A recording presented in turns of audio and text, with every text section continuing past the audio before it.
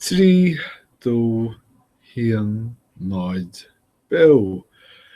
Tí roimh seo bblion anseo ag léamh na nuaíochta as America neamh dé máirt an cúig úláidí go mí na nullag 2015.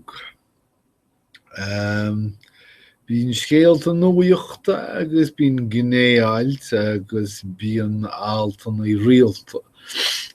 Tá alta bháin nó ní cheartm bheith lorug focail agus mé beo agus ní dóí liom go bhheici mé in sa bhuachtar a chábhis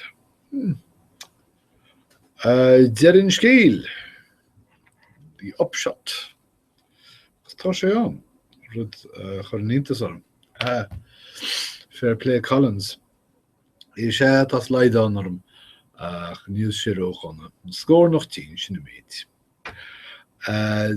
Tá an scíal seo ag léirú áras ile Medicare mar túsara costa sí sláinte. Go dtí seo bhíothas den tóidem gur aibrí costa sí Medicare mar túsara generálta freisannaí sláinte agus úsáid tú Baile Grand Junction, Colorado mar hampla ma. Ach I rit na 6 milliúna idir an tám a bhfuil an tugtar an Obama Grand Junction mar bhaile in gaitir beagán Medicare a gcomparáid le bhailte. Eile is cosúil nach bhfuil cuimhneas idir na praosannaí ísle sin Medicare agus praosannaí sláinte I gcoitinne agus mar sin ní réamh ahrais má Medicare phraosannaí sláinte. Ní túsara má é. Baineann mór scéal an leathannaí tosaí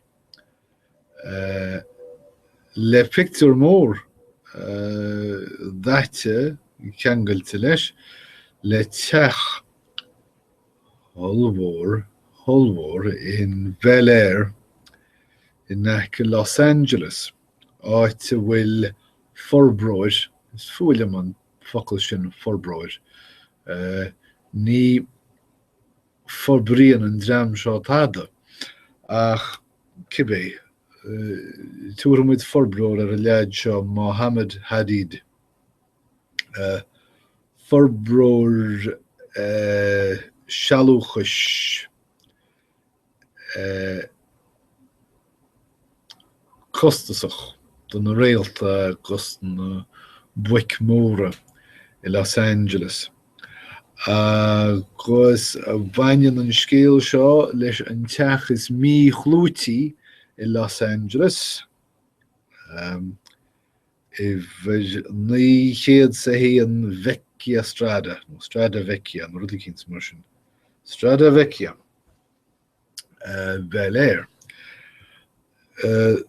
Tá an teach seo site sag mar cheartm tánach a thuirtear tríomhcroice béidir, tríomhcroic go man iscéal. Go háird os cían síne chathair Los Angeles agus deach na cathrach. Tá úfás agus ferrig na cósanna. Tugann siad an Starship Enterprise an teach seo, más féidir teach a thuirt ford na bhar bith a bhfuil 3,000,000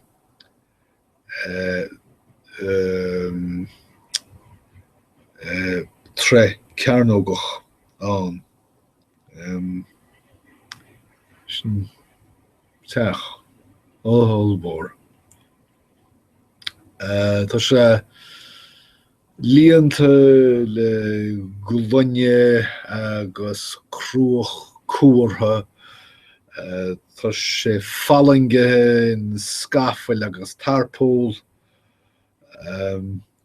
Agus tá sé 7 tre in áirde. Nis tá an 7 tre sin úsmhéid dlíthúil an tí dúbailte. Ach má sé níl an túsal hadíd cúlú mar níl in san sáú dlí sin ach cean bháin de liste fada sáirithe a bhfuil stop chur acu le tógáil an tí seo le bliain an nús. Gan chead na carroch leag aibrithe an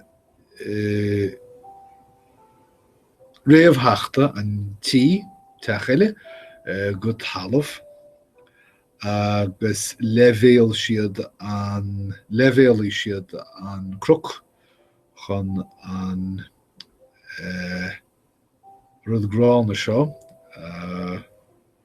thógáil in áit agus an óhíomh timpplaachta hiag fí céim fágamach fergar na cósanna is cantar maim halún é seo. Agus tá feitís ní nach inú na cósanna go gailtí an teach seo leis an buil. Ní hiigim céim fá bhfuil an scéal seo lárnach os cían an file leathanach tosaí an New York Times. Déireann go bhfuil nascannaí agus cáirde ag cósanna an úsal hadíd in áiteannaí árda mas ceadmhacht an gaeilge chur bhéarla. Scéal náisiúnta / idirnáisiúnta. Ábhar ginearál go gcathaí Bo Bergdahl dul os cór cuairte mhílatí chúiseannaí tréigin agus trúpaí a chur muil rud a scríonn as a chinne an torfost a raibh sé diúté an ágáil. Agus sríochnaí leis an úsal Bergdahl ag caitheamh 5 bliana imráide na scarabh an Taliban. Níl is agam céad a thiocasás seo, deireadh siad dearann fiú má dhearann siad príosún deireadh siad gur bunan sin agus na 5 bliana a chaith sé imráidenas ach chafis. Scéal náisiúnta faoi bhuslamaí óga Mheireachta as glíonn sé le pictiúr persanta de Hev Jamal bhfuil cónaí sé in sa Bronx. Tá sí ró óg gomach cuimhne betheice ansathe an éanú láidéag me an fór. Agus í fásan níos mar an Mheireachánach, bhí sí amláin neolach na hinrúchar a rinne America san Afghanistan agus san Iraq agus in slíúí ón mhora áras bhá Muslimí sna Stáit Aontaithe ach le déanaí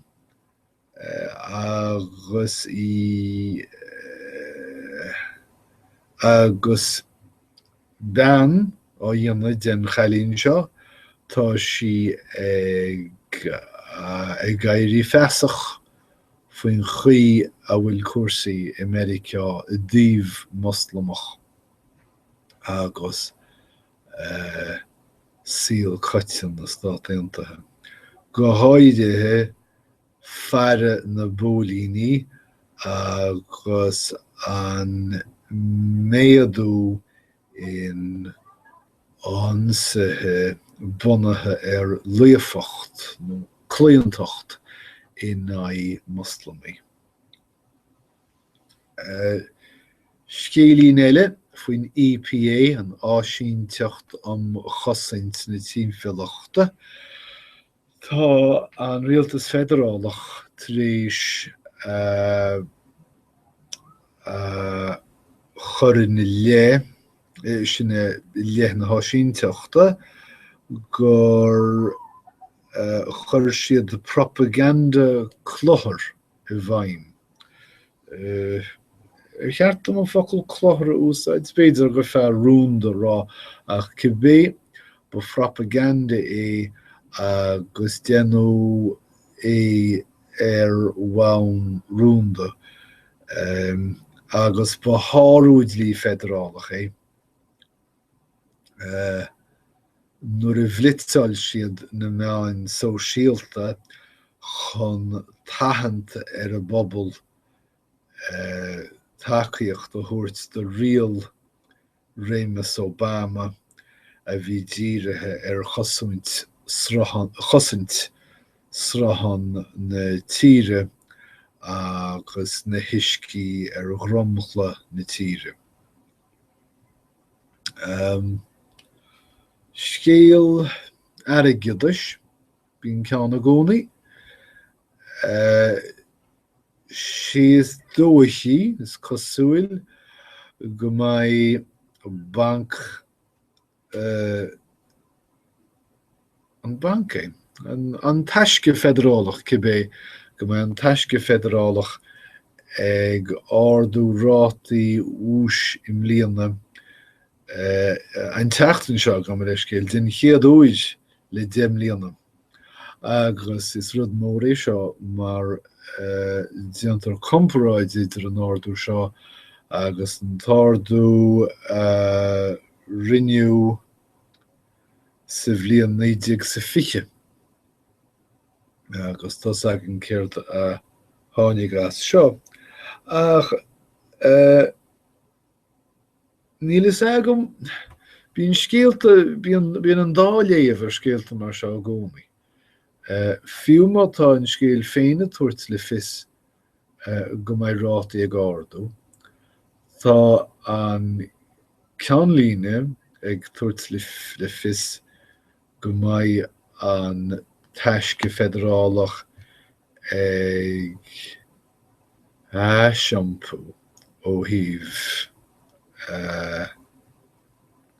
an cuarsa bhí acu díomh rátaí ús.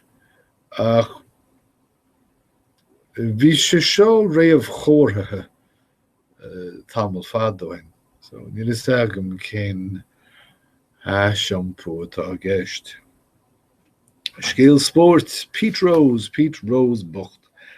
Díbriú Pete Rose amach as díorchlife sa bhliain 1989 as cearúchas íana agus deir commissionéir an díorchlife go gneofar an díbert.